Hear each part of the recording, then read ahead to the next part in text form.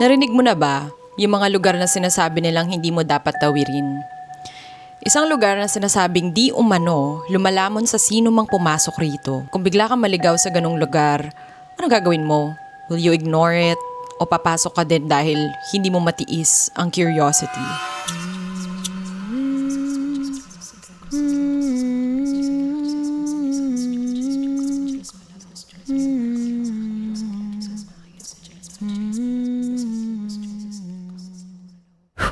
Kung meron kayong mga kwentong gustong i-share, just click the link below sa description box or nasa TikTok bio ko. Also, don't forget to like, subscribe, and tap the notification bell for more updates. Bago tayo magsimula, I would like to make a huge shout out doon sa mga nag-aalaga sa nanay ko sa Sacred Heart. Pinromise ko sa kanila na i-shoutout ko sila, sabi ko kahapon. Pero sa YouTube ko kasi sila shoutout, iba ang TikTok. So dito sa TikTok, hello po kay Miss Narcisa Subak, Rose Ann Gomez, Ginalyn Pasqua, Jerica Meneses, Paul Musni, Mark Galieno. Maraming salamat po sa pag-aalaga sa aking nanay. See you guys tomorrow. Ay, hindi pala ako pwede bukas. The day after tomorrow. Binigyan nila ako ng listahan. Sabi ko kasi sa kanila, i-shoutout ko sila. So yes, magsimula na tayo. Ngayon, pag-usapan natin ang isang baryo sa Japan na hindi mo makikita sa kahit anong mapa. Isang lugar na sinasabing lumalamon ng sino mang pumasok. May isang village sa malalim na bundok ng Amori, Japan. Hindi na ito nakikita sa mga mapa. Wala rin ito sa mga government records. Parang sinadya ang pagkawala niya sa kasaysayan. Pero nag-stick ang pangalan ng lugar na ito. Tinatawag itong Sugisawa Village. Sinasabing mga 80 years na ang nakalipas nang may nangyari doon. After its incident, iniwan ng mga tao ang village na yon at itinigil na rin nila na magsilita tungkol sa village na to. Ang tanging natira ay babala na kung papasukin mo ang Sugisawa, hindi ka na makakaalis ng buhay. Recently, may mga lumalabas na pictures online, kasama ng iilan na nakakakilabot na mga eyewitness account. At dahil dyan ay nabuhay na naman ang stories about Sugisawa. Noong 1938, ang Sugisawa ay parang normal na village lang. Nagtatanim, nag-hunt, at nagtutulungan ng lahat na para bang malaking pamilyang magkakamag-anak ang mga tao sa village na ito. Pero isang gabi, may isang binata sa village na biglang nabaliw. Hindi malaman ng mga tao kung bakit. Kumuha siya ng palakol at pinuntahan niya ang mga kapitbahay, kamag-anak, matatalik na kaibigan at isa-isa niya itong pinagpapatay. Napuno ang kalye ng mga sigaw ng biktima at hindi nagtagal, dumaloy ang dugo nila sa mga putik na daanan at matapos ang lahat pinatay ng binata ang sarili niya. That marked the end of Sugisawa. Mula noon, tinatawag itong Ghost Village.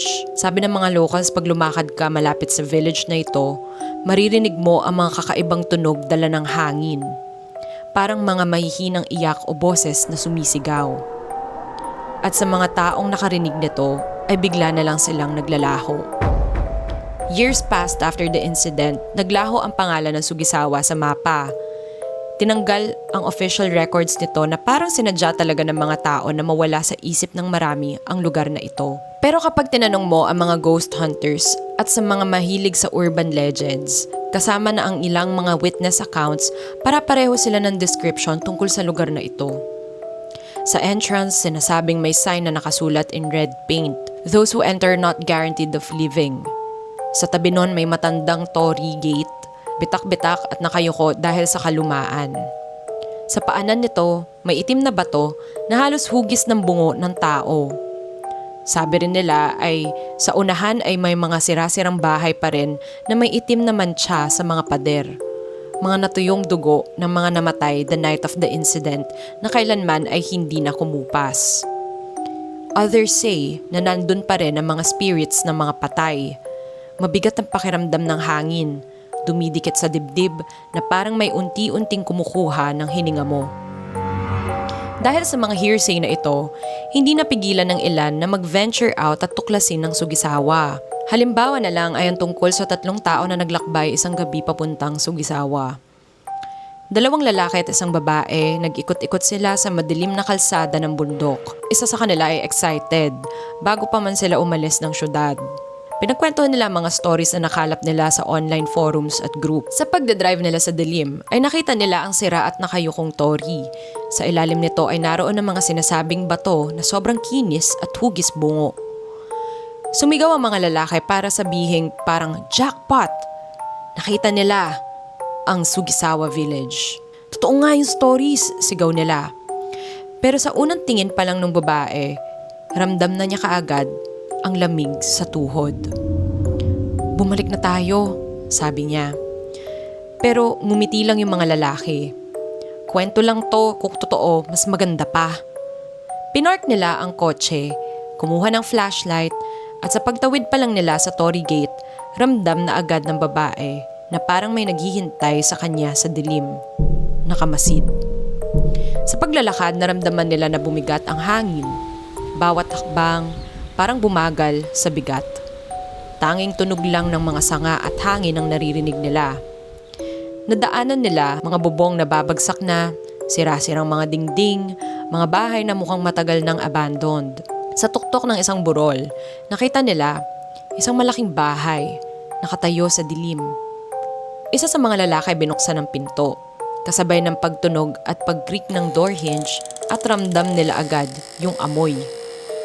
Basa na lupa, nabubulok, maasim, parang lumang dugo. Sa pag-ikot-ikot, nakita nila madilim naman siya sa plaster. Natuyo at kulay itim na dahil sa pagdaan ng panahon. Sa sahig, may mga guhit ng kamay, mahahaba at pulang gasgas na parang kuko yung marka.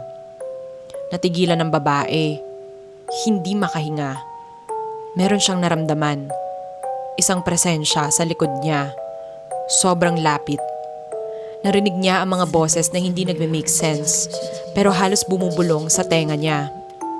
Nag-iba bigla ang ekspresyon ng isa sa mga lalaki. Nawala yung ngiti dahil sa nakita niya na dumadaloy sa sahig. Pulang likido, malapot, malagkit. Pinuno nito ang bahay ng amoy bakal. Nang itaas nila ang flashlight papunta sa kisame, may nakita sila. Isang sirang manika, nakasabit sa sirang lubid na nabubulok. Pero yung likidong tumutulo mula sa mga braso nito, hindi alikabok. Madilim, pula, itim, parang lumandugo. Lahat sila ay natigilan.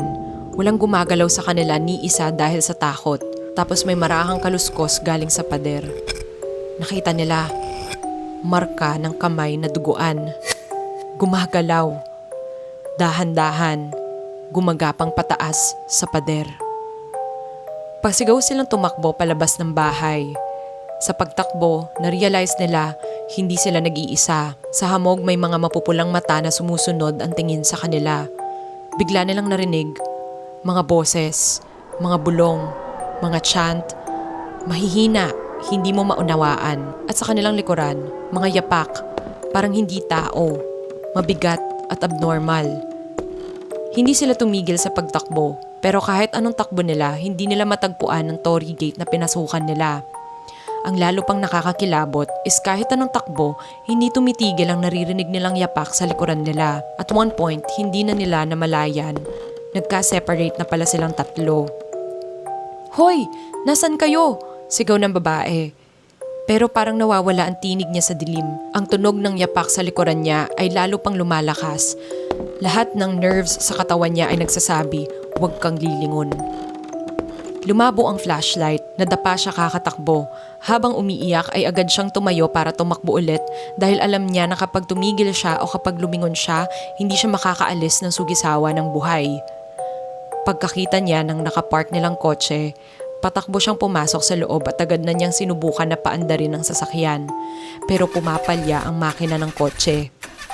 At sa ilang sandali, narinig niya, may mga malalakas na patak ng dugo, pumupuno sa bintana ng sasakyan. At mga dosenang kamay. Sa takot ay napayuko siya. Lumabo ang kanyang paningin at saka nawalan ng malay. Kinabukasan, may grupo ng hikers na naglalakad malapit sa Sugisawa. Nang makita nila ay may nakahandusay na babae sa ilalim ng puno. Linapitan nila ito at kinausap. Sumagot sa mahinang tinig ang babae. "Takbo! Kailangan tumakbo!" Nanginginig ang mga mata niya, nakatingin sa malayo. Pero ang pinaka nakakagulat ay hindi ang mga salita niya, kundi ang kanyang buhok. Sa isang gabing lumipas lang, ang itim niyang buhok ay naging puti at muling nahimatay ang babae. Hindi pa rin nakikita sa anumang mapa ang Sugisawa Village, pero may mga taong nagsasabi na nakatago pa rin ito sa bundok at naghihintay para sa susunod na bisita.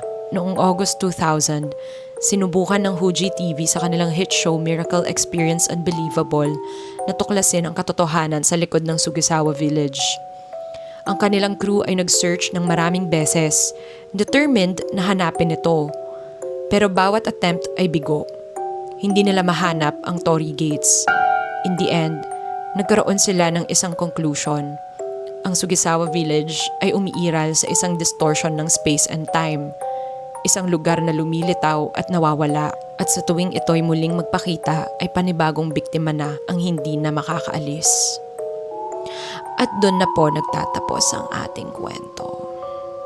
So ano nangyari doon sa dalawang lalaki? Hindi na sila natagpuan? Parang first time I've heard about this legend, yung Sugisawa.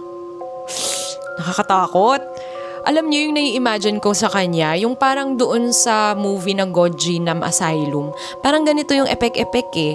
'Di ba doon parang pumunta sila doon sa asylum tapos ang dami nilang mga na-experiences na chuchu. Kasi yung may part naman, may mga ganon, girl. Pero walang nag-survive ni isa sa kanila doon eh.